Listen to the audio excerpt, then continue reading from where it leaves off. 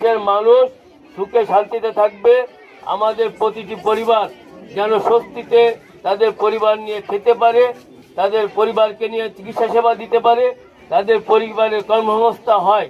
সেই জন্যই কিন্তু আমি আমার এলাকাবাসীর পক্ষ থেকে, আমাদের দলের পক্ষ থেকে, অঞ্চলের মানুষের পক্ষ থেকে দারিদ্র কল্যাণ সংস্থাকে, বিমোচন সংস্থাকে অভিনন্দন জানাই। এমন একটি সুন্দর উদ্যোগ নিয়েছে। আপনারা জানেন আগামীতে যে 12 ফেব্রুয়ারি নির্বাচন হবে, এই নির্বাচনে যারা বর্তমান সরকার আছে এদেরও প্রধান লক্ষ্য হচ্ছে গিয়ে আপনাদের চিকিৎসা সেবা, দারিদ্র সেবা সবকিছু দোরগোড়ায় পৌঁছে দেওয়া হচ্ছে তাদের লক্ষ্য।